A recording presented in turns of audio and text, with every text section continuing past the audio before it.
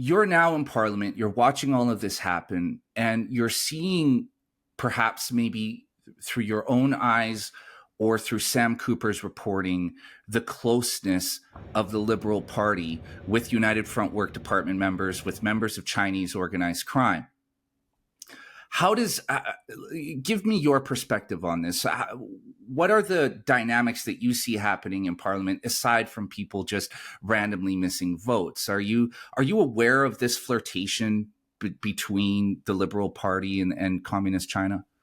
Yeah, the illegal police stations are receiving government grants, right? Whoa. It's public. There's associations of various community groups that have clearly been infiltrated, that I think originally started completely innocent, right? Members of the Chinese diaspora, like any community, want to come together. They want to celebrate their culture and different things in their new home. But over time, those have been systematically infiltrated by the Chinese Communist Party, and they're used as a front for other things. And some of the organizations that are identified as alleged police stations, well, it's public. You go look them up, and they are the beneficiaries of different federal government grants. You also see them actively trying to obstruct at the time we hadn't passed the legislation to create a foreign agent registry, something our American friends have had for nearly a century now. We don't have in Canada.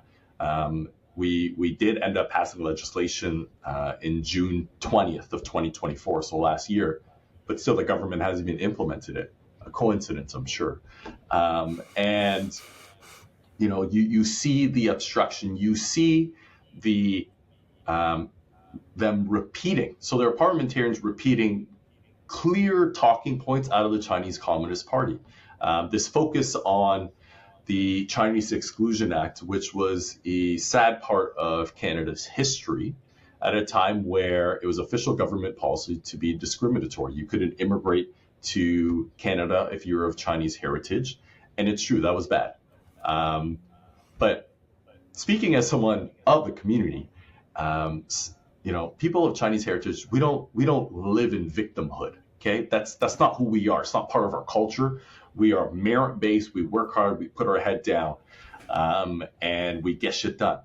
And so to see now these talking points coming out of the Chinese Communist Party repeated on the floor of the House of Commons by people who have been alleged to be their proxies was a huge wake-up call. The other wake-up call for me was when I started speaking out very strongly on the issue of foreign interference in the House of Commons in 2022 was when I got my first bomb threat. And it's shit. It's very scary when you get a bomb threat. In this case, it was a threat against my home, my office, both on Parliament Hill, and my constituency office in Toronto.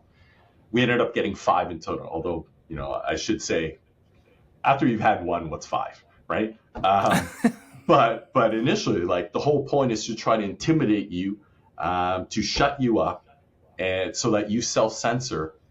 But for me, it was just validation that, I was right over the target, and I got to keep doing what I'm doing and fight for Canadian sovereignty and the very values that my family, my parents, lost in South Vietnam, in which they taught me not only are so precious here in Canada, but that there's something that we have to continue to fight for. Yeah, and just an important connector here is I don't have the information directly in front of me, but I believe there was a Canadian minister or somebody involved in government who was blown up in their home, correct? So there was a former provincial health minister, David Kaplan was his name. After provincial politics changed here in Ontario, our province or state, he was going to run. He was seeking the federal Liberal nomination for Don Valley North. And coincidentally, a few weeks before they were supposed to have that nomination meeting to elect who would be the Liberal standard bearer, he died in a fire or an explosion of some sort in his home. Nowhere else, his home survived, except localized within the very room where he was. And there was a coroner's investigation that was never made public, but it was, I think, suspicious. Okay, we're back again. Okay, so what I was saying, so there's a gentleman who had political aspirations who's blown up in his home. And that's why these bomb threats have to be taken seriously on your side, because clearly there's something happening. Look, is there any evidence or proof that this is all tied back to the Chinese Communist Party? There's no definitive proof, but if you can put two and two together and connect some dots, it's best to err on the side of caution, right? And so, Kevin, you're in Parliament for 4 years, sitting as an independent. You're watching these things happen, and I know we've talked a lot here about the Liberal Party, but there is definitely interference happening on the Conservative side as well. And we know that it's not just Chinese interference in Canada, that you have Indian, Khalistani interests, you have Iranian interests, you have all sorts of interests at work here. And so I guess the big question I want to ask you is, how much influence do foreign actors have in Parliament, just based on what you've seen and experienced? I think a prime example is how hard it was to pass the legislation to create the foreign agent registry. I think this, like you rightfully say, it is something that infects all parties, and it's this unholy alliance between the Chinese Communist Party, but also the IRGC, so that's the Islamic Revolutionary Guard Corps.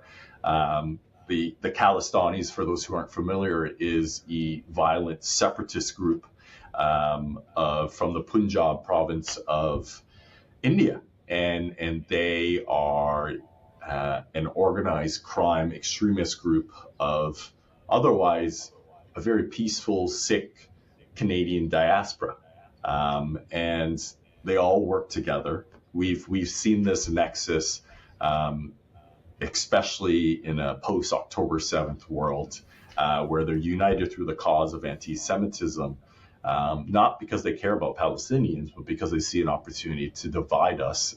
And if we're too busy fighting ourselves, that means they can go and do whatever it is that they want to do around the world. And it's I just want to add one thing that I think really impacted me and my family, and I hope brings it home for your listeners, is, yes, someone did die, very suspicious. We don't know definitively. Yes, I got bomb threats, and I ended up getting 5 in total. But the thing that I think really gave me pause was last summer when they stalked and followed my wife. She was 6 months pregnant at the time, when she was out for a summer walk. And the very next morning, when we wanted to start a walk, she's pregnant. She's being active is good. And so we wanted to go for a morning walk to start the week. And we started the week seeing posters up along the circuitous route she had taken the night before. Kevin supports genocide and all that garbage. Because they wanted to send us a message. We know where you live. We can get to you. We know who your wife is, and we can get to her. And that morning, we were like, hey, well, shit, we're already up and out. Let's take down these stupid posters. And as we're taking down these posters, about halfway through, my wife notices there's someone following us in a car, taking photos of us, taking these posters down. And my wife, I guess the emerging mama bear in her with the hormones, all that, confronted them, that I would never let her do again. And they had some weird cockamamie excuse. Oh, I thought you were lost. Lost? We were holding our phones. It's daytime. It's daylight. And you never actually even came to talk to us. So obviously after that encounter, we rushed home. I called RCMP, Sergeant Arms of the House of Commons, and Toronto Police sent a cruiser to our home. But the whole point of all of this stuff is that if it can happen to me, it can happen to anyone else, right? And I think I hope that's what your listeners get out of this conversation. I don't, like this isn't a pity party for me. I'm actually quite happy in my post MP life. I'm home most nights for dinner with my family, and I'm doing some really important stuff where I can continue my public service at a think tank. Actually, I was in Ottawa last week to host a press conference on foreign interference and sub-state capture in Canada's smallest province. That if you want, we can talk about another time. So I'm still fighting the good fight, but this happened to me. And I think the point here is it can happen to anyone. And the one thing I want to share, and I'll stop talking because I've been talking for a while now, is I'm now a part of an Interparliamentary Alliance on China. And IPAC came up out of democracies who recognize that we can't stand up to China alone. We have to stand together. And I had met other parliamentarians from around the world who have also been falsely accused of sexual assault, falsely accused of embezzlement, and other things to try to destroy their name and character. And what is it that we all have in common? It just so happens that we are all clear-eyed on the threat that the Chinese Communist Party presents to our democracies. And I'm so grateful that you guys are doing this because, look, Sam can only do so much. And he's the guy who's been the point person on this. Yeah, you have a lot of people online, but, Sam is an internationally renowned investigative journalist, right? His work is being referenced by the US government, by the Pentagon, by governments around the world, but he's one man. And, what we need are people like you. We need people who have served in parliament, who have credibility, that can step forward and say, yeah, this shit is really happening, man. Like, this happened to me. And like, look, the reason why they're stalking you and your wife is purely to intimidate you guys. And the thing is you're militarily trained. So you have something underneath you. You can say, hey, man, if shit hits the fan, I got us covered. But imagine that for most average people who have no training, don't know how to handle a firearm, don't know how to handle themselves in close combat. This is real. And just the simple act of tailing you and stalking somebody can be enough to throw them completely off. I mean, look, just in this recent election, we had Joe Tay, who was targeted by the CCP, who was told by the RCMP to be careful when he was canvassing and going door to door to shake hands with the constituents in his riding, right? Like, this is a real threat. And I'm hoping to reach out to Joe and talk to him about this as well. But this is real danger, right? When you have not just the RCMP, but also CSIS, when you have the intelligence agency coming to you and saying, hey, listen, it's probably not a good idea for you to campaign because your life is in danger, and there are CCP agents trailing you, and we're powerless to do anything against it. That's a real problem. And that's why we need guys like you and IPAC stepping forward, bringing this to the fore. So, Kevin, I know you got to run soon. I know you're a busy guy, new dad, all that stuff happening. But really, really quickly in closing, you guys recently held a press conference in Prince Edward Island with Sam Cooper, with Terry Glavin, who's another expert on this.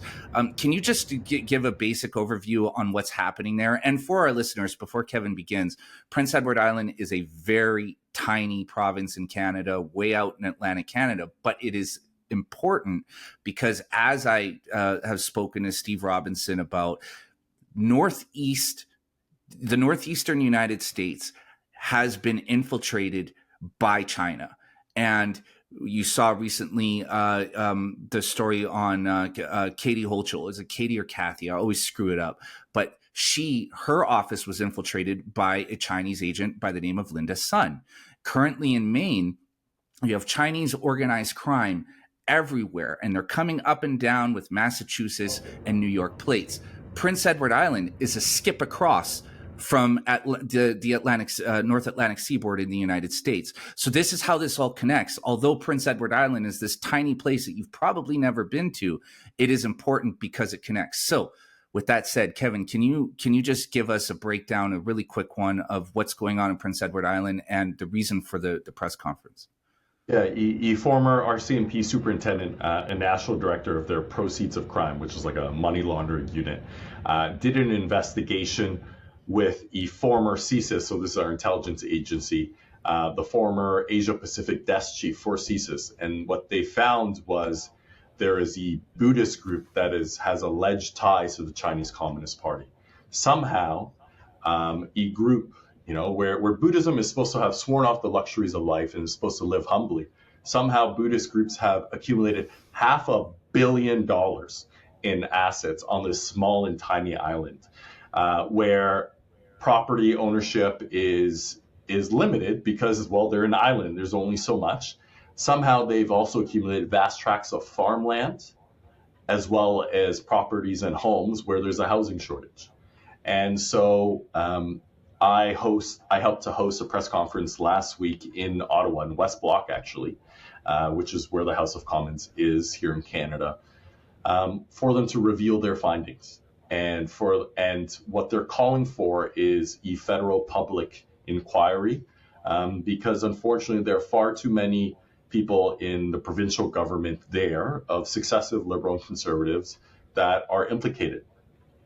For the last 7 years now, anyone who lived on the island who raised concerns were falsely accused of being racist. Oh, you're anti-Chinese. There's a playbook here.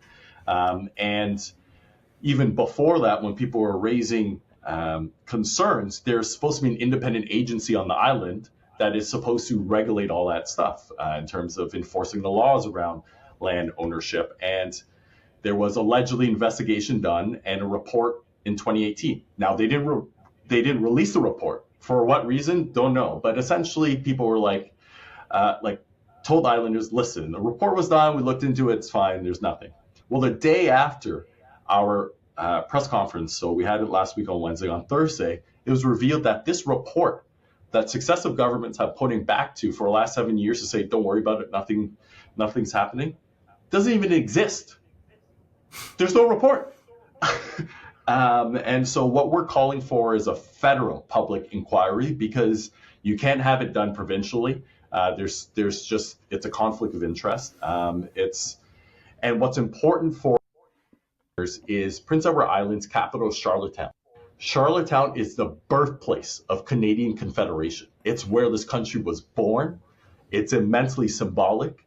And not only for the sake of the islanders, but for all Canadians.